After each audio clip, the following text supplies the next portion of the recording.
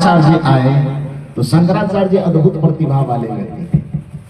बहुत कम उम्र में उन्होंने वैदिक दर्शन को पुनः स्थापित करने की चेष्टा की और उसमें सफल भी हुए। बहुत कम उम्र में उन्होंने बहुत बड़ा चमत्कार किया, तो इसलिए उनको सनातन धर्म का, हिंदू धर्म का पुनरुद्धार करता माना जाता है, जीर्णोद्धार करता है। जो हिंदू धर्म टूट फूट के वर्णाश्रम, हिंदू धर्म कहना ठीक नहीं, वर्णाश्रम धर्म कहेंगे, या उसको और थोड़ा सरलीकरण करके कह सकते तो ब्राह्मण धर्म कहेंगे।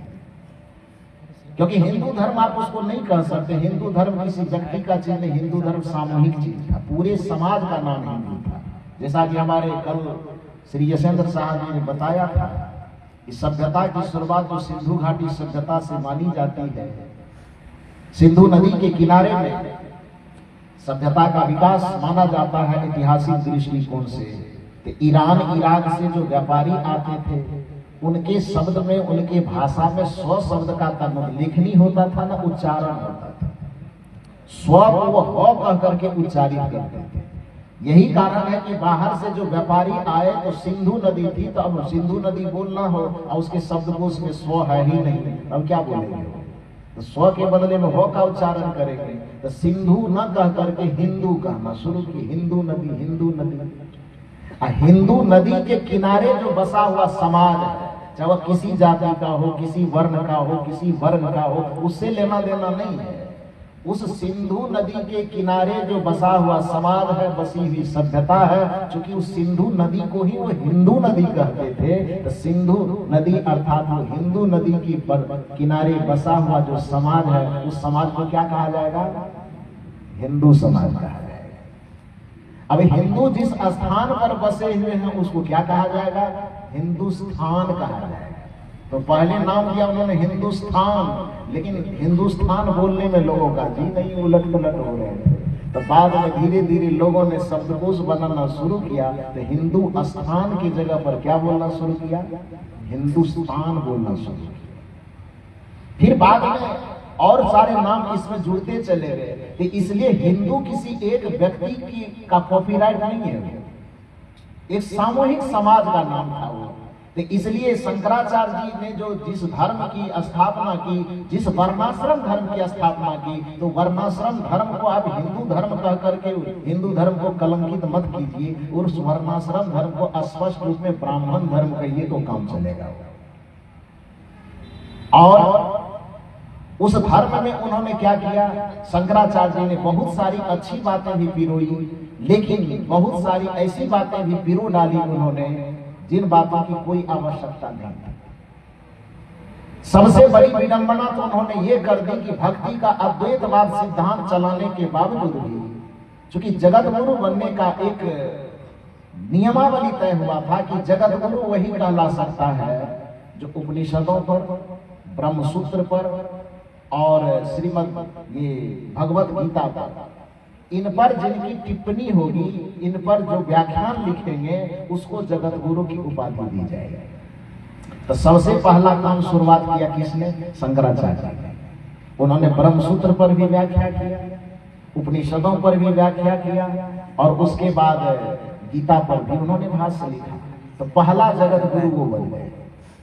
और इस तरह से और चार, शंकराचार्य चूंकि अद्वैतवाद चलाया था, तो उसके विरुद्ध में चार आचार्य और जगत गुरु बनने की लाइन में खड़े हो गए।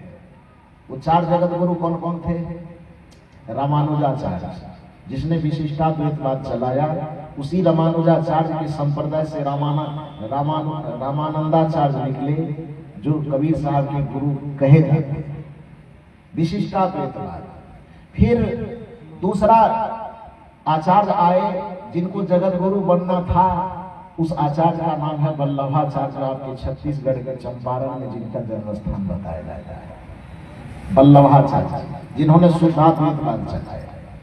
और दो आचार्य मुख्य रूप से हुए गुजरात तरफ, एक माधवाचार्य जी जिन्होंने द्वैतवाद चलाया, और एक निम्बारकाचार्य जिसके परंपरा में आप अभी जानते होंगे, मुरारी बाबू का नाम बड़ा प्रचलित है, रामकथा वास्ते। वो निम्बारकाचार्य की परंपरा में वो आते हैं, काला टीका लगाते हैं, काला चादर ओढ़ते हैं। उनकी परंपरा में वही वस्त्र है उस तरह का। तो ये शंकराचार्य जी के विरुद्ध में ये चारों आचार्य हैं। कौन कौन? रामानुजाचार्य, वल्लभाचार्य, माधवाचार्य और निम्बार्काचार्य। इन चारों आचार्यों ने भी जगत गुरु बनने के लिए वो परीक्षा पास की। मतलब ये भी ब्रह्मसूत्र पर, गीता पर और उपनिषदों पर बड़ा सुंदर भाष्य लिखा और ये परीक्षा दे करके शंकराचार्य भी जगत गुरु बने, वल्लभाचार्य भी जगत गुरु बने, रामानुजाचार्य भी गुरु बने, माधवाचार्य भी गुरु बने और निम्बार्काचार्य भी जगत गुरु बने। ये पांच जो है मैंने जगत गुरु माने गए। बात समझ में आई? तो ये पांचों महापुरुषों ने जब उपनिषद, गीता और वेदांत पर व्याख्या करना शुरू किया तो और सब जगह की व्याख्या तो अलग अलग थी, लेकिन ब्रह्मसूत्र की व्याख्या करने के क्रम में इन पांचों लोगों ने क्या किया मालूम है?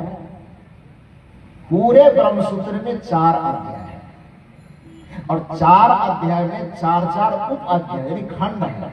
4 अध्याय, एक अध्याय में 4 खंड, तो सब मिला के कितना खंड हो गया है? 16 वन। तो प्रथम अध्याय के तीसरे खंड में श्लोक नंबर 31 से लेकर के 35 तक 5 ऐसे मंत्र हैं जो पांचों मंत्रों का माने एक तरह से कहिए कि धर्म जगत का सबसे बड़ा जहर, जो जहर आज तक खत्म नहीं हुआ है, जिस जहर को मिटाने के लिए संतों ने आंदोलन किया, कबीर ने आंदोलन किया, भक्ति आंदोलन चला करके, और उसके पीछे जितने संत लगे, नानक, दादू, रविदास, पलटू इत्यादि वगैरह वगैरह, जिसका भी नाम लेते चले जाइए, संतों की जो एक लंबी परंपरा चली, उसी जहरीले वातावरण के जंग को जो उन्होंने जिया, ये जंग की शुरुआत किसने कर ये शंकराचार्य वगैरह ने किया, जो 6 अपने आप को जगत गुरु कहते हैं। चाहे वह शंकर जी का भक्ति चलाने वाला शंकराचार्य हो, चाहे कृष्ण जी की भक्ति चलाने वाला वल्लभाचार्य हो, चाहे राम जी की भक्ति चलाने वाले रामानुजाचार्य हो, चाहे जिसने भी भक्ति चलाया, जब वो वेदांत की व्याख्या करने गए, और यदि आपको लगता है कि मैं ऐसे कह रहा हूं, तो आपके पास मोबाइल है ना, किताब तो तुरंत नहीं खरीद पाइएगा, तो पंडाल से जब निकलिएगा तो मोबाइल निकालिएगा। और आजकल एक नया देवता प्रकट हुआ है, गूगल भगवान हुआ है। तो अपने गूगल में एक चैप्टर निकालिएगा, शंकराचार्य जी का अपशुद्राधिकरण। क्या निकालना है? शंकराचार्य जी का अपशुद्राधिकरण चैप्टर निकालिएगा। और यदि मेरी बात याद न रहे तो यूट्यूब में सुन के निकाल लीजिएगा, और नहीं तो कॉपी कलम है तो लिखिए उसको जो मैं कह रहा हूं। शंकराचार्य जी का अपशुद्राधिकरण ये चैप्टर निकालिएगा, और यह चैप्टर जैसे ही निकालेंगे आप, तो उसमें जिन पांचों आचार्यों का नाम मैं गिना रहा हूं, चाहे वो शंकर जी की भक्ति चलाया, कि राम जी की भक्ति चलाया, कि कृष्ण जी की भक्ति चलाया, कि और जिसने भी भक्ति चलाया, उसमें भक्ति का मार्ग तो खोला उन्होंने, लेकिन उसमें जो 5 चौपाई 5 श्लोक का जो उन्होंने व्याख्या किया, वो पूरी भारतीय जनमानस में जहर का वातावरण बना दिया। क्या लिखा उन्होंने? शंकराचार्य जी ने उसमें लिखा कि भक्ति करनी चाहिए, भक्ति से मोक्ष भी प्राप्त करना चाहिए, लेकिन जिसे ब्राह्मण कहते हैं, सवर्ण कहते हैं, उसके अलावा बाकी जितने लोग हैं, यदि वह भक्ति करने लगे तो उसके, यदि वेद के मंत्रों को सुन ले तो उसके कान में शीशा पिघला करके डाल देना चाहिए। यदि वह वेद के मंत्रों को याद कर ले तो उसकी जीवान काट लेनी चाहिए। यदि वो पूरा याद ही कर करके उसको घोंट करके अपने कंठ में उतार लिया है, दिमाग में भर लिया है, तब उसकी हत्या करने के अलावा दूसरा कोई उपाय नहीं है। मंदिर नहीं जा सकता, भक्ति नहीं कर सकता, वेद नहीं पढ़ सकता, शास्त्र नहीं पढ़ सकता। ये किसने लिखा? ये किसने लिखा? सबसे पहले ये 6 पांचों ने लिखा, जो अपने आप को जगत गुरु कहते हैं ना, वो पांचों ने लिखा। शंकराचार्य ने भी लिखा, वल्लभाचार्य ने भी लिखा, रामानुजाचार्य ने भी लिखा, माधवाचार्य जी ने भी लिखा और निम्बारकाचार्य जी ने भी लिखा। हालांकि पांचों आपस में विरोधी थे, लेकिन पांचों अलग अलग विषय पर विरोधी थे। लेकिन ये जातिवादी का जहर जहां पर आया, उस जगह पर ये पांचों अलग अलग संगठन में होने के बावजूद भी उस जाति के नाम पे पांचों एक हो गए।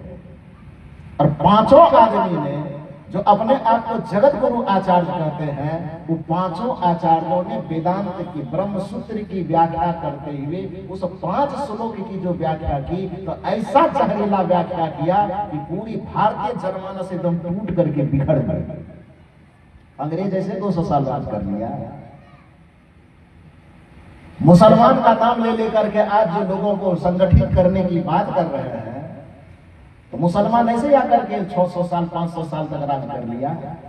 मुगल शासक जो आए थे, अरे भैया आप आपस में ही इतना टूटे फूटे थे। कहा जाता है कि बाबर जिस समय इस देश पर लड़ाई लड़ने के लिए अपने साथ में कितने लोगों को लाया था? मात्र 1200 लोगों। कितने लोगों को? कितना लोगों को? थोड़ा जोर से बोलिए ना। 1200 लोगों को लाया। अंग्रेज जब आपके ऊपर 200 वर्ष राज करके जब भारत से जाने लगा था, तो जाने के समय में उसकी जनसंख्या कितनी थी मालूम है? मात्र 1 लाख। कितना? जाने के समय 200 साल रह करके जब आपके यहां से जा रहा था वो, तब उस समय उनकी संख्या थी मात्र 1 लाख। अब भारत की उस समय जनसंख्या कितनी थी? 33 करोड़। कितनी जनसंख्या? थोड़ा जोर से बोलिए, सुनाई नहीं दे रहा है। 33 करोड़। अंग्रेज शासन करने वाले लोग आपके ऊपर कितना थे? 1 लाख। एक मुक्का यदि मारा जाता उसको, तो बैगन की चटनी चोखा बनता कि टमाटर की? क्या बनता? कहां 33 करोड़, कहां 1 लाख। वो 1 लाख आदमी 33 करोड़ लोगों पर 200 वर्ष राज किया। कैसा लगता है सोचने में? ये बताइए कैसे राज कर लिया वो? क्योंकि देश की जो बहुसंख्यक जनता थी, उस जनता को आप आदमी रहने ही नहीं दिए थे। आदमी के शकल में भले था वो, लेकिन वो जानवर से भी बदतर जीवन जी रहा था। उसके अंदर न शरीर का बल था, न मन का बल था, न आत्मा का बल था। उसी बल को चकना, उसी जो जानवर के तरह आदमी को जानवर से भी बदतर जीवन जो मनुष्य को जीना पड़ता था, तो उसी मनुष्य के अंदर मनुष्यता की चेतना भरने के लिए इस धरातल पर सदगुरु कबीर साहब का अवतरण हुआ और मनुष्य को मनुष्य बनने की ताकत रहा। बाद में शंकराचार्य जी के जितने आचार्य थे, सभी आचार्यों को पकड़ा किसी व्यक्ति ने। शायद बुद्धि की तरह चेतना रही होगी उसमें, शायद कबीरी चेतना रही होगी उसमें। शंकराचार्य जी को पकड़ा और उनसे पूछा, सवाल किया कि आपका दर्शन क्या है?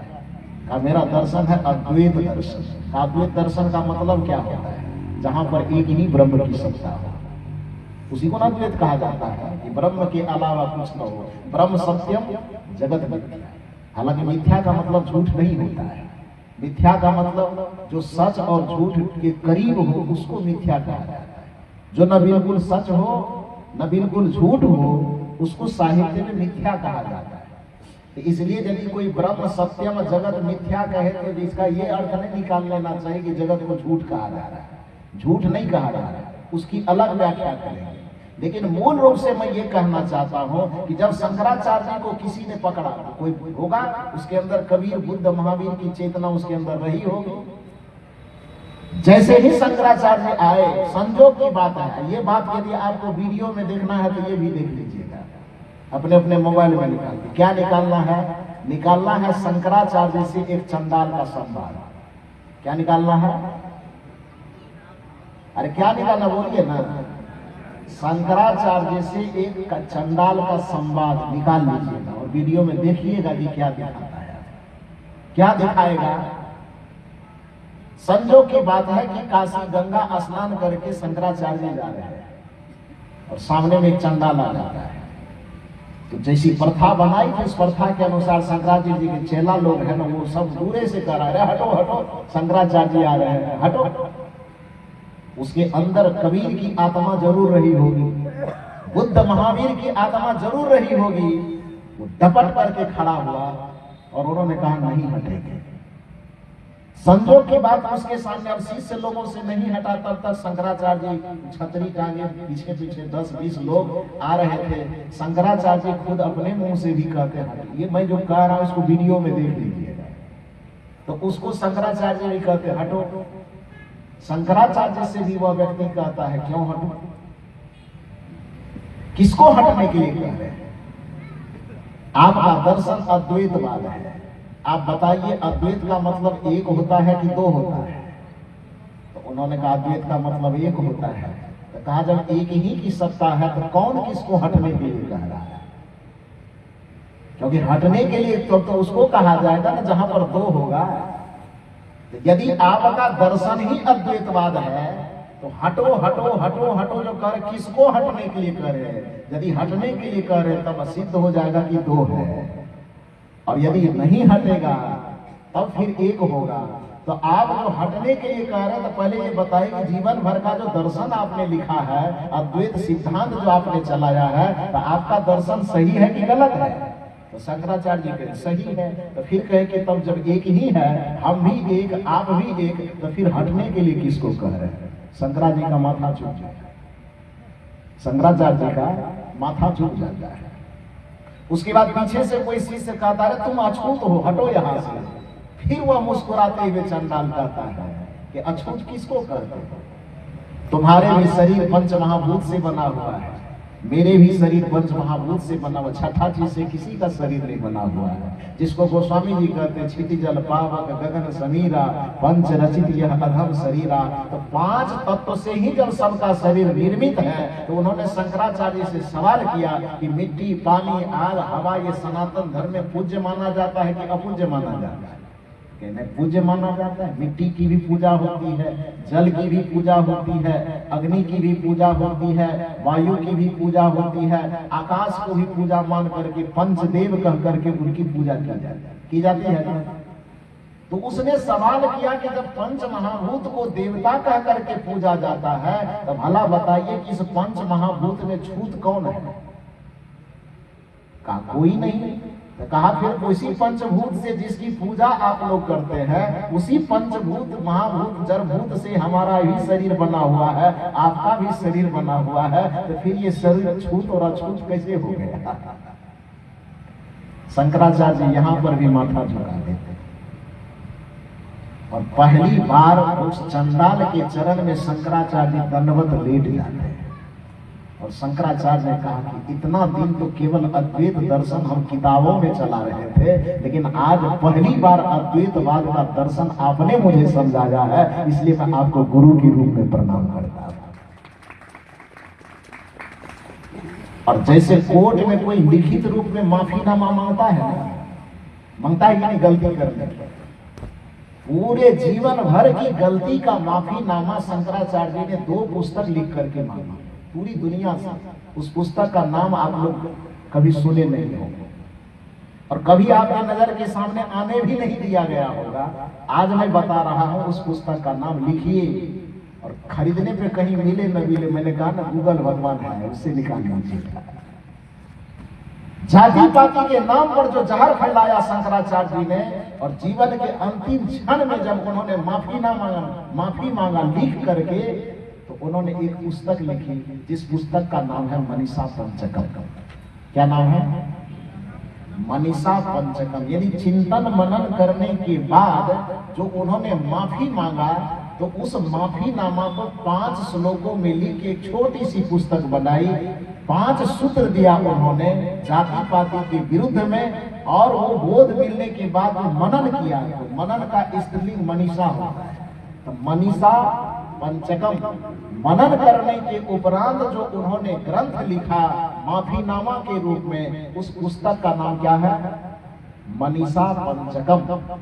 उस पुस्तक को आप अपने गूगल में सर्च करके डाउनलोड करके पढ़िएगा, ठीक है। दूसरी बात आई कि आत्मज्ञान की बात करते करते करते करते अब पंडिताई के चक्कर में इतना देवी देवता पूजा पाठ सब चला दिया।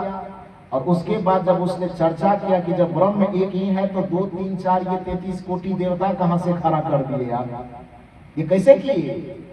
तो इस पर भी वो सर झुका करके माफीनामा मांगते हुए एक और पुस्तक लिखा, जिस पुस्तक का नाम है परा पूजा। क्या नाम है? थोड़ा जोर से बोलिए। परा पूजा।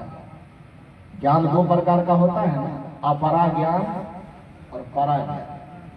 अपरा भक्ति और परा। अपरा माने जो प्रकृति के अंदर, परा माने जो प्रकृति के पार। बात समझ में आई?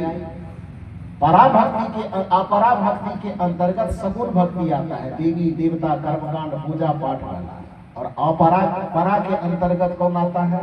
जिसको निर्गुण निराकार भक्ति कहते हैं, जो सदगुरु कबीर साहब का दर्शन है। जो शंकराचार्य जी पूरी दुनिया को अपने कर्मकांडों के जाल में उलझाया, बाद में आगे चल करके आत्मज्ञान को प्रस्तुत करने के लिए, निर्गुण परंपरा को संबोधित करने के लिए, सदगुरु कबीर साहब के दर्शन को लिखने के लिए शंकराचार्य ने एक स्पेशल पुस्तक ही लिख डाला, जिस पुस्तक का नाम है परा पूजा। क्या नाम है? परा पूजा। ये कहां से लेना है आपको? कौन भगवान से लेना है? गूगल भगवान से लेना है। लीजिएगा।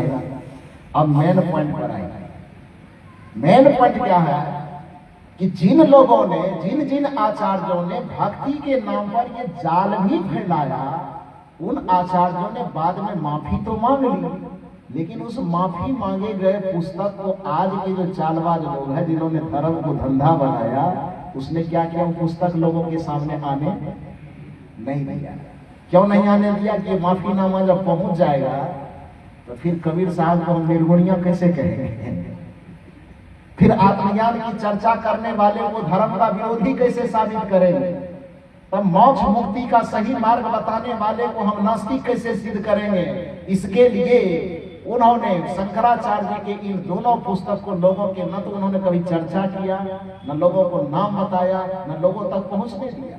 शास्त्रों की परंपरा में भी जो 3 शास्त्र थे जो लोगों का खंडन कर सकते थे, उन 3 शास्त्रों को पंडित लोगों ने गायब ही कर दिया। इसलिए हमें बताया गया, पूरी सनातन परंपरा के लोगों को बताया गया कि हमारे सनातन धर्म का आधार है 4 वेद। कितना शास्त्र है? 4 वेद और इतना ही बताया है। बचपन से हम लोग भी यही जानते थे, लेकिन पीएचडी के मुंह जब देखे, यूनिवर्सिटी का दरवाजा जब खटखटाए, तो पता चला कि यहां भी गद्दारी हो गई। क्या गद्दारी हो गई? क्योंकि शास्त्रों की संख्या हमें 6 ही बताई गई, लेकिन हकीकत यह है कि शास्त्रों की संख्या 9 है। कितनी संख्या है? 9।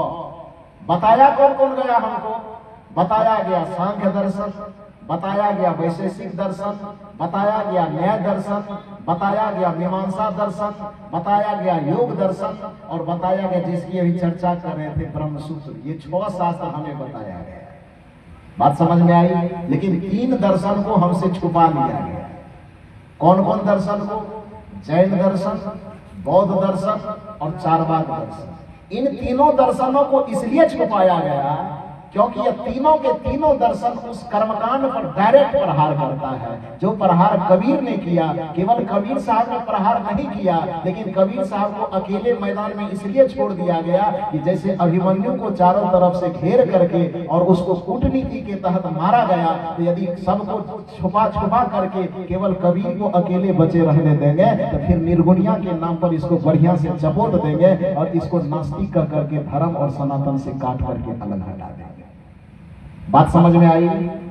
लेकिन ये साजिश के तहत ये बातें की गई। इन 3 शास्त्रों को हमारे बीच से हटा लिया गया। इसके सत्संग के मंच पर, कथा के मंच पर जब भी कोई आएगा तो वो बताएगा कि 4 वेद, कितना शास्त्र?